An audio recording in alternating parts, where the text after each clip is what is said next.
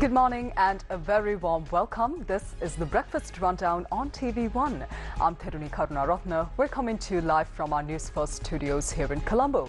As always, we are ready with the details on this morning's top stories from here at home and around the world. You can stay tuned with us for the news in detail. With that, we move on to the top local news item this morning. Marking the start of the local government elections, postal voting will officially commence today. The National Election Commission has announced that individuals unable to cast their votes today will be given the opportunity to do so on the 25th, 28th and 29th of this month. In a special arrangement for police officers assigned to duties related to the Siri Dalada Vandava, a dedicated postal voting centre has been established in Kandy. According to the Election Commission, this facility has been set up at the Kandy Girls High School. Meanwhile, arrangements have also been made for members of the Tri-Forces to cast their postal votes at their respective military bases, ensuring broad access to this crucial democratic process. The local government elections are scheduled to be held on the 6th of May.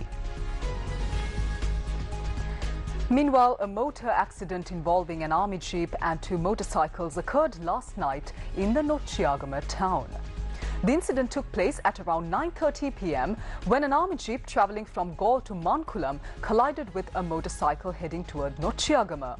Following the initial collision, the jeep had veered off the road and struck another motorcycle that was parked nearby. A monk and another individual sustained minor injuries in this accident.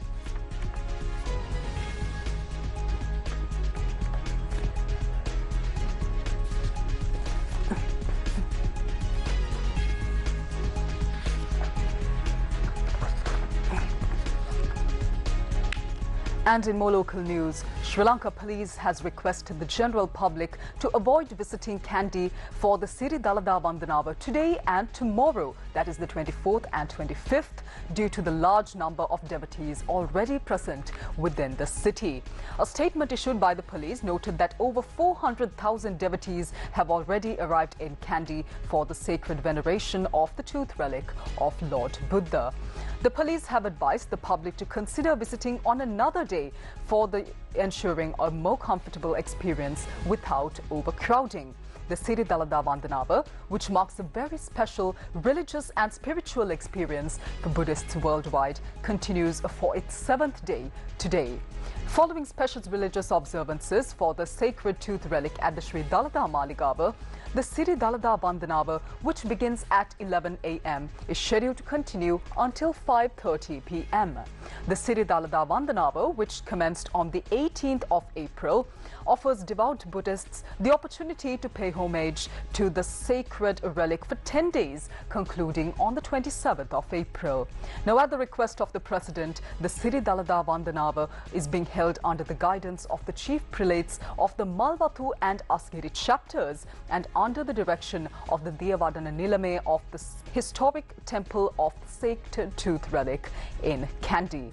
Setting aside all differences, people have come together in unity to support the pilgrimage of the devoted Buddhists who have journeyed to Kandy with heartfelt reverence and a singular purpose: to worship the sacred tooth relic undeterred by sun or rain.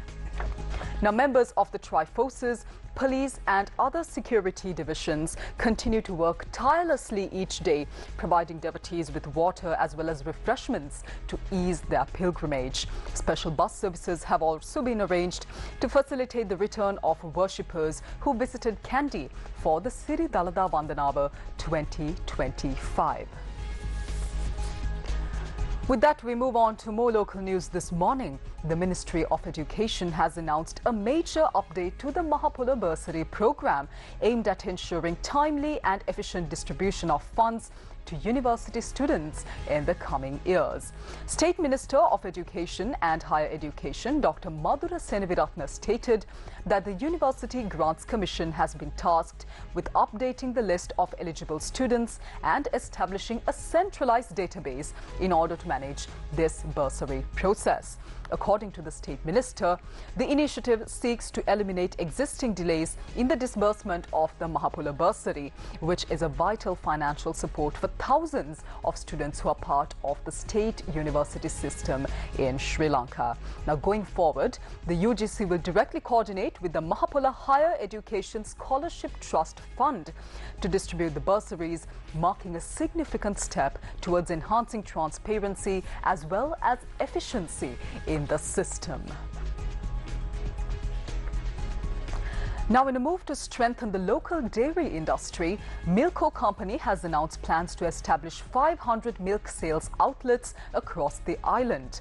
Chairman of Milco, G.V.H. Gotabe, revealed that the initiative will be implemented in partnership with 500 local dairy entrepreneurs, aiming to boost domestic milk production and improve access to fresh dairy products.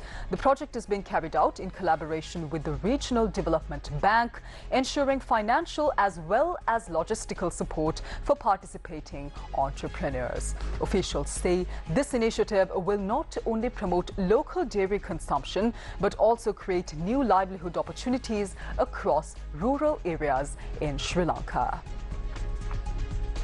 With that, we move on to your weather forecast for today. The Met Department says that showers or thunder showers will occur at times in the western, northwestern and Sabaragamo provinces and in the Galle and Mathura districts. Showers or thunder showers will occur over most places elsewhere in the island after 1 p.m. Now, fairly heavy falls above 75 millimeters are likely at some places in the western, Sabaragamo, central, Uber and eastern provinces, as well as in the Polonnaruwa and Putlam districts. Misty conditions can be expected at some places in the central, Sabaragamo and Uber provinces and in the Ampara district during the morning. And as always, the general public is requested to take adequate precautions to minimize damages caused by these temporary localized strong winds and lightning during thunder showers. With that, we move on to news overseas. Now, tens of thousands of mourners have lined up for a chance to pay their respects to Pope Francis, whose body has been displayed in an open coffin in the St. Peter's Basilica. On Wednesday morning, as many as 20,000 people gathered to witness red-robed cardinals and white-clad priests escort the coffin from the Pope's personal residence. Bells tolled during the 40-minute procession while the crowd broke into applause, a traditional Italian sign of respect. 9 days of mourning will be observed in the Vatican, while the Pope's funeral is scheduled to be held on Saturday. The 88-year-old died on Monday after suffering a stroke. He had spent 5 weeks in hospital earlier this year with double pneumonia. Francis was the first Latin American leader of the Catholic Church and had held the role for 12 years. His body will lie in state in the church until Friday evening. Public viewing began on Wednesday. Swiss guards, who are responsible for the Pope's safety, escorted his coffin to the church's altar. After the event began, the queue was already 8 hours long, according to Italian media. And by mid-afternoon, tens of thousands of people were lining up at the square. The Vatican said it was considering extending the church's opening time beyond midnight due to the number of people waiting in the queues. The church had been due to close at midnight local time on Wednesday and Thursday and at 7 p.m. on Friday before the coffin is sealed. Dignitaries from around the world, including UK Prime Minister Sir Keir Starmer as well as Prince William, will attend the funeral on Saturday. Pope Francis left clear instructions that he wanted a smaller ceremony in keeping his simpler tastes as pontiff. He had arranged for a benefactor to pay for it all. Unlike the vast majority of his predecessors, he will not be buried in St. Peter's, but in a church dedicated to the Virgin Mary in central Rome, beneath a tombstone inscribed only with his name. Before being moved to St. Peter's, Francis had been lying in an open coffin in the chapel of his home, flanked by Swiss guards and cardinals in prayer. His last public appearance was on Easter Sunday, during which he delivered brief remarks to the masses gathered in the St. Peter's Square from a wheelchair. He then greeted worshippers and blessed babies as he was driven in a car through the crowds.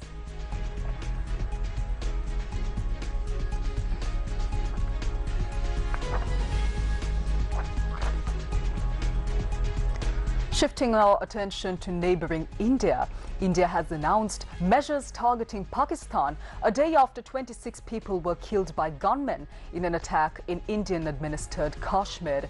They include the closure of the main border crossing linking the two countries, the suspension of water-sharing treaty and the expulsion of diplomats. India has also cancelled some visas held by Pakistanis and ordered holders to leave within 2 days, while demanding Pakistan renounces support for cross-border terrorism, something that Islamabad has denied. Tuesday's killing of tourists gathered at the Himalayan beauty spot in Pahalgam was one of the deadliest incidents in Indian-administered Kashmir in the recent years. There has been a long-running insurgency in the Muslim-majority region for several decades. The Indian government has responded furiously to the attack and has signalled it holds Pakistan indirectly responsible. Now, a manhunt for the gunmen continued by Wednesday evening as well. Pakistan's government said its National Security Council, which is the country's highest military and security body, would meet on Thursday. In the aftermath of the Pahalgam attack, the Pakistani Foreign Ministry said it was concerned at the loss of tourists' lives and expressed condolences. India has long accused successive governments in Islamabad of supporting armed groups in the region, which Pakistan strongly denies.